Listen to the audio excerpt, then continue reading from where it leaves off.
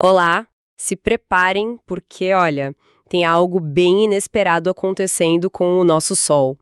Sabe aquela previsão de calmaria? Esquece. Ele parece estar, assim, acordando com uma energia que surpreendeu todo mundo. Bem mais ativo do que os cientistas imaginavam.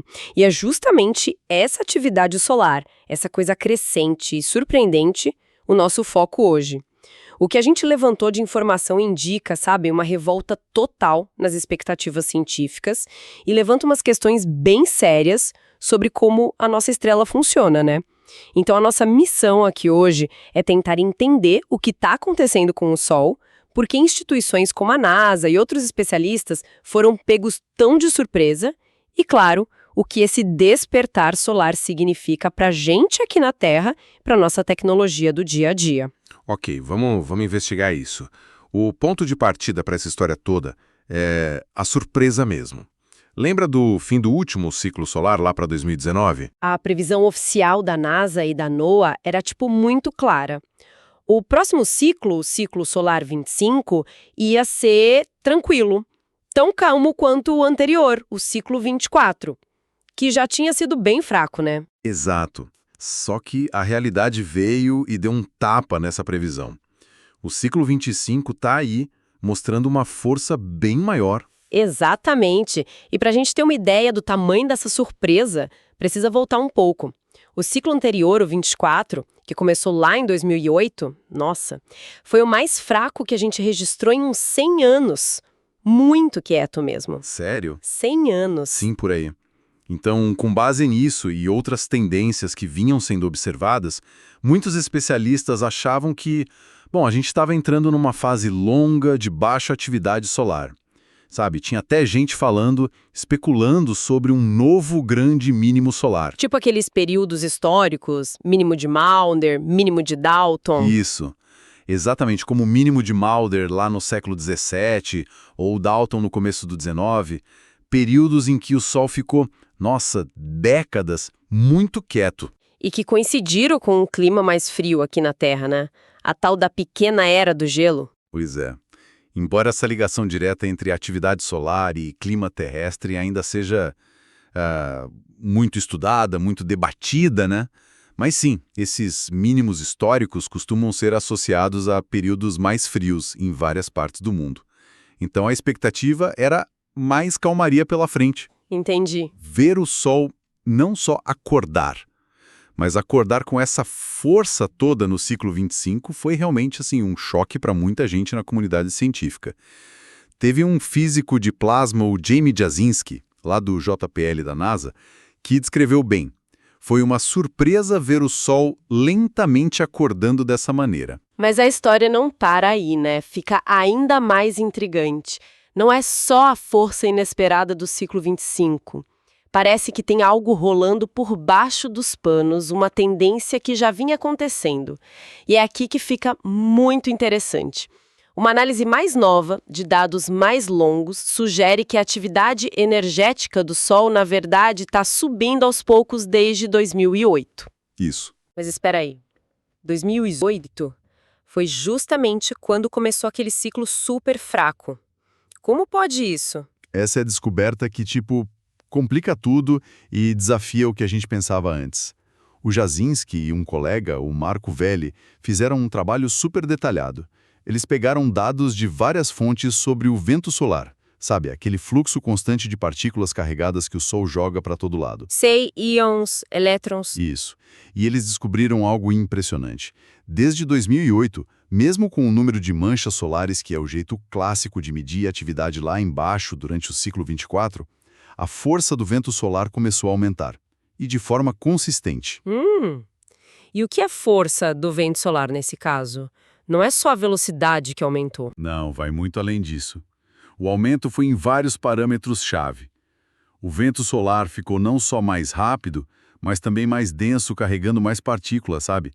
Ficou mais quente, com mais energia térmica, exercendo mais pressão e transportando mais massa, mais momento, mais energia cinética para longe do Sol. Nossa. E o ponto crucial, o campo magnético que vem junto nesse vento também ficou mais forte. Ou seja, mesmo durante o ciclo 24 que parecia fraco, Se a gente olhasse só para as manchas, a quantidade total de energia e momento que o Sol estava bombeando para o sistema solar já estava subindo. Caramba! É como, sei lá, tentar medir a força de um motor só pelo barulho que ele faz, né? Ignorando o torque que ele está gerando de verdade. Que analogia ótima! Isso é fascinante mesmo. Quer dizer que talvez a gente estivesse olhando para o indicador errado. Ou, pelo menos, não para a foto inteira. Para quem talvez não acompanhe tão de perto, pode dar uma pincelada rápida para a gente? O que são esses ciclos solares? Claro, claro. O Sol é uma estrela muito dinâmica magneticamente falando. A atividade principal dele funciona num ciclo de mais ou menos 11 anos. Ele vai de um período de baixa atividade, que a gente chama de mínimo solar, para um de alta atividade, o máximo solar, e depois volta para o mínimo. Ok. Durante o máximo solar, a superfície do Sol fica bem mais agitada. A gente vê muito mais manchas solares, aquelas regiões escuras, mais frias na superfície, mas que na verdade são áreas de campo magnético super intenso. Certo. Também acontecem muito mais erupções solares, que são explosões de radiação, e mais ejeções de massa coronal, as CMEs.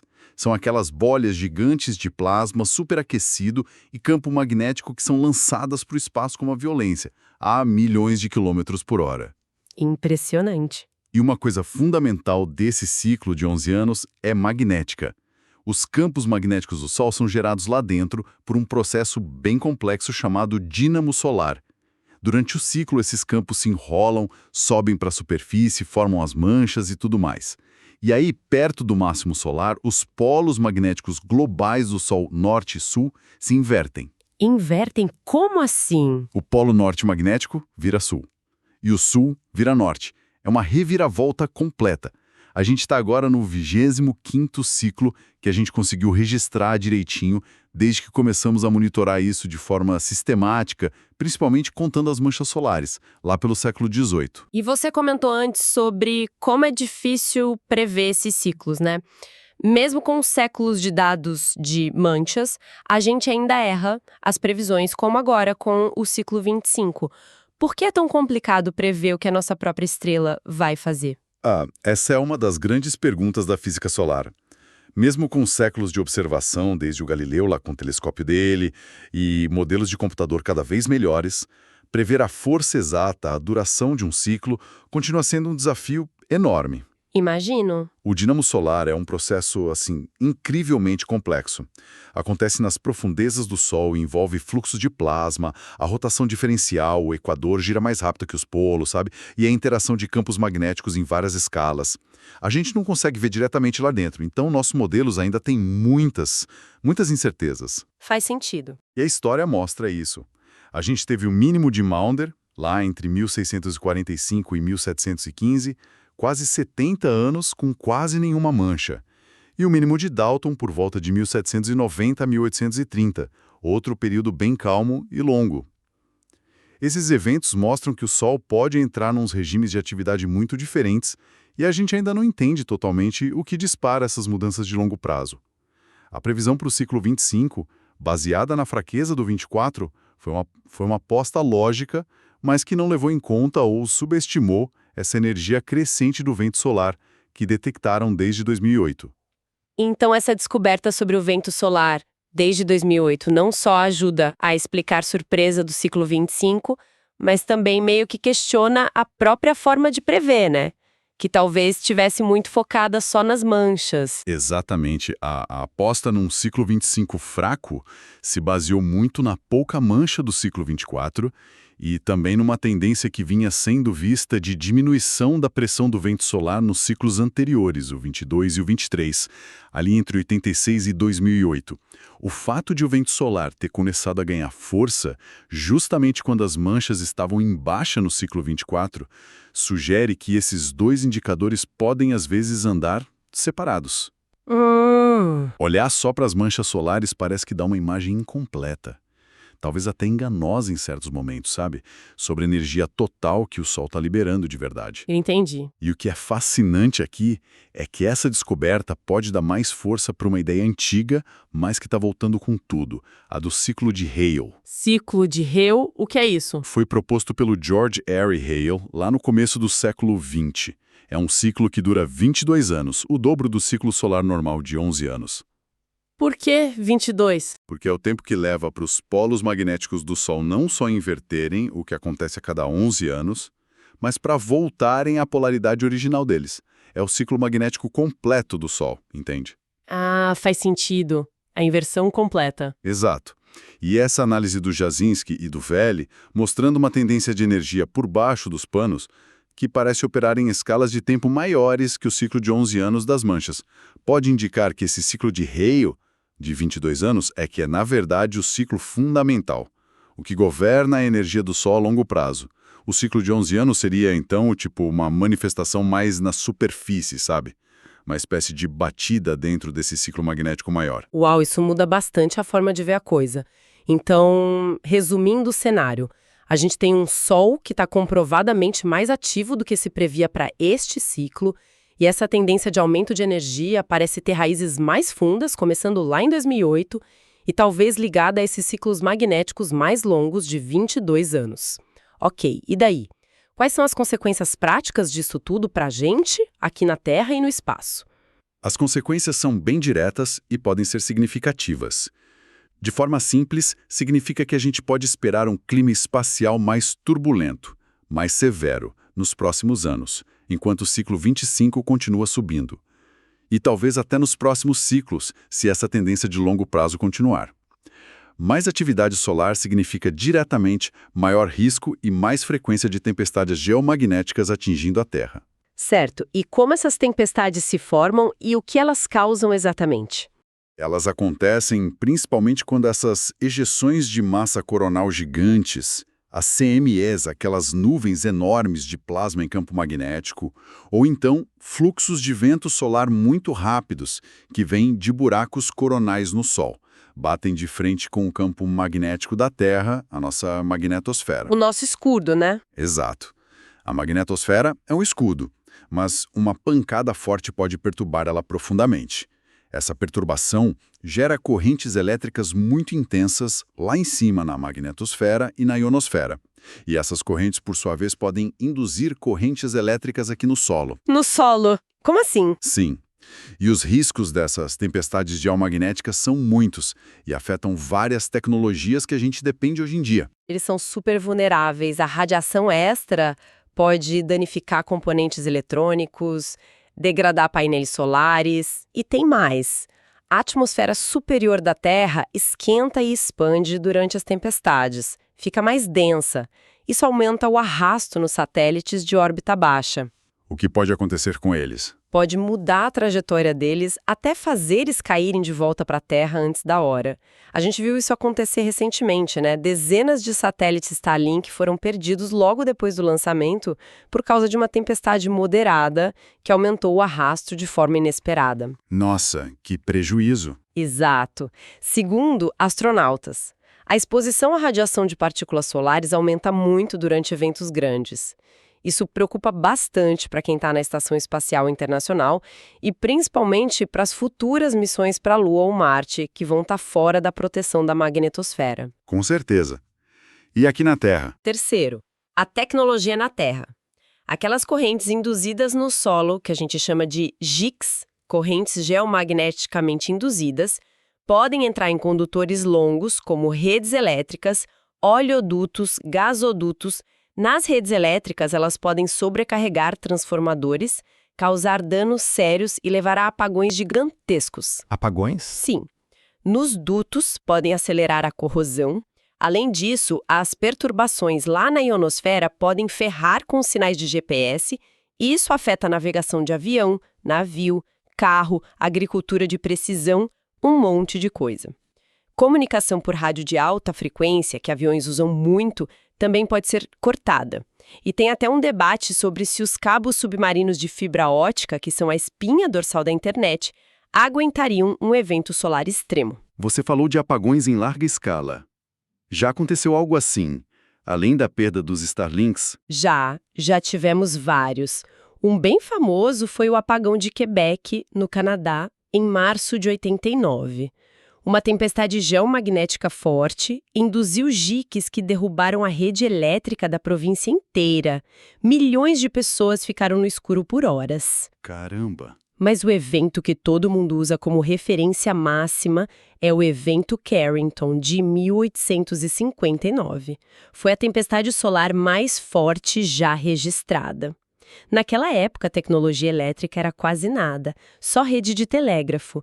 Mesmo assim, as jiques foram tão fortes que botaram fogo em escritórios de telégrafo, deram choque nos operadores, dizem que dava para mandar mensagem mesmo com a bateria desligada. Impressionante. Se um evento tipo Carrington acontecesse hoje, com a nossa dependência de eletricidade, de eletrônicos, nosso estrago seria catastrófico. Custaria trilhões de dólares, levaria anos para recuperar tudo em algumas regiões. Que cenário assustador. E a gente teve algum sinal mais recente dessa força toda do Sol? Talvez ligado a essa atividade inesperada do ciclo 25? Tivemos, sim, um vislumbre bem marcante agora em maio de 2024. Aconteceu a tempestade geomagnética mais intensa em mais de 20 anos. Foi classificada como G5, o nível máximo da escala. G5. O máximo? O máximo.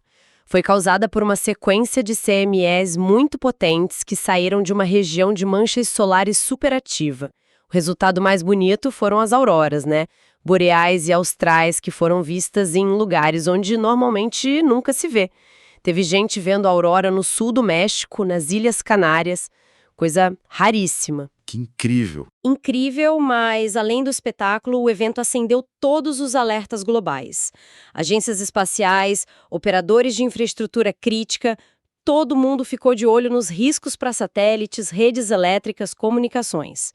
Felizmente, não causou danos catastróficos generalizados dessa vez, mas serviu como um lembrete bem forte do poder do Sol e da nossa vulnerabilidade, especialmente num ciclo que está se mostrando mais forte do que a gente esperava. Entendi. Diante desse cenário todo, um Sol mais ativo, riscos reais para a nossa tecnologia e essa dificuldade histórica de prever o que ele vai fazer. O que está sendo feito para a gente melhorar nosso monitoramento? Para tentar prever melhor. Tem novas ferramentas vindo aí? Sim. Felizmente, as agências espaciais estão bem cientes da urgência e estão investindo pesado em novas missões. A NASA tem 2 missões bem importantes que devem ser lançadas em breve, talvez já em 2025. A IMAP, Interstellar Mapping and Acceleration Probe, e o Observatório Geocorona Carthurs. IMAP. O que ela vai fazer? A IMAP, principalmente, vai ter instrumentos super avançados para medir as partículas do vento solar com muito mais detalhe, sabe? E mapear a heliosfera, que é aquela bolha magnética que o Sol cria em volta do sistema solar. Entender melhor de onde vem e como o vento solar acelera é crucial. A NOAA também está preparando o lançamento do satélite SWFO-L1. SWFO-L1. Isso. Ele vai ficar posicionado entre a Terra e o Sol para dar dados operacionais contínuos sobre o vento solar e as CMEs que estão vindo na nossa direção. Vai funcionar como um sistema de alerta precoce. E o que a gente espera dessas novas missões? Elas podem, sei lá, resolver o problema da previsão? Olha, resolver talvez seja uma palavra um pouco forte, né? Dada a complexidade do Sol. Mas elas com certeza vão melhorar muito a nossa compreensão e a nossa capacidade de prever. O objetivo é ter dados mais detalhados, em tempo real, sobre as condições solares e como elas mudam. Por exemplo, entender melhor a estrutura magnética de uma CME antes dela chegar na Terra é fundamental para prever quão forte vai ser a tempestade aqui. Entendi, para dar tempo de se preparar. Exatamente. Essas missões vão fornecer justamente esse tipo de informação. Vão ajudar a gente a construir modelos de previsão mais robustos, que não dependam só da contagem de manchas, mas que usem medições diretas do vento solar, do campo magnético entre os planetas, da estrutura das CMEs. Faz sentido. E olhando mais para frente, o próximo ciclo, o ciclo solar 26, deve começar lá por 2029, 2032, por aí. Ainda é muito cedo para dizer se vai ser forte ou fraco, mas as observações contínuas, especialmente com essas novas missões, vão ser vitais. O que essas descobertas recentes sobre o ciclo 25 e a tendência desde 2008 ensinam pra gente é que precisamos de uma visão muito mais holística do Sol. Holística? A gente tem que estudar o catálogo completo do comportamento dele. Vento solar, campos magnéticos, erupções, CMEs, a dinâmica interna, tudo isso para realmente começar a entender a física complexa dessa nossa estrela selvagem e bela, como alguns pesquisadores gostam de chamar. E é importante notar também que, apesar dessa tendência de aumento desde 2008, a pressão atual do vento solar ainda não chegou nos níveis que a gente via no começo do século XX. Ah, interessante. Então, a gente precisa continuar monitorando para ver se essa tendência de fortalecimento continua, se estabiliza ou se até diverte de novo. A história solar é cheia de surpresas, né? Com certeza. Recapitulando então, o Sol está definitivamente mais ativo do que as previsões iniciais indicavam para este ciclo, o ciclo solar 25, e o mais surpreendente é que essa tendência de aumento de energia parece ter começado bem discretamente lá em 2008, justamente durante um ciclo que, olhando só para as manchas, foi o mais fraco em um século. Tudo isso só mostra o quanto a gente ainda tem para aprender sobre a nossa estrela e como é desafiador prever o comportamento dela, principalmente a longo prazo. Exatamente. A contagem de manchas solares, apesar de ser importante historicamente e ainda útil, é claramente só uma peça desse quebra-cabeça solar imenso e complicado. Entender a fundo o vento solar, as CMEs, aquele ciclo magnético de 22 anos e como tudo isso interage é fundamental. E essa necessidade de entender fica cada vez mais crítica, né? Porque a nossa civilização está cada vez mais amarrada, dependente de tecnologias satelitais, redes elétricas, sistemas de comunicação, navegação, que são, por natureza, vulneráveis aos humores do clima espacial. Verdade. Não é mais só uma questão acadêmica de curiosidade científica. Tem implicações diretas na nossa segurança, no nosso bem-estar econômico. E isso nos deixa com uma reflexão final bem importante, né? Num mundo globalizado, superconectado, que depende de satélite para quase tudo, de transação bancária à previsão do tempo, e que precisa de redes elétricas estáveis para tudo funcionar, como a gente pode se preparar de verdade para os caprichos de uma estrela que se revela mais imprevisível e potencialmente mais poderosa do que a gente imaginava até pouco tempo atrás? O que significa, de fato, viver sob influência constante de um Sol cujo comportamento fundamental nas suas escalas de tempo mais longas, a gente ainda está lutando para decifrar.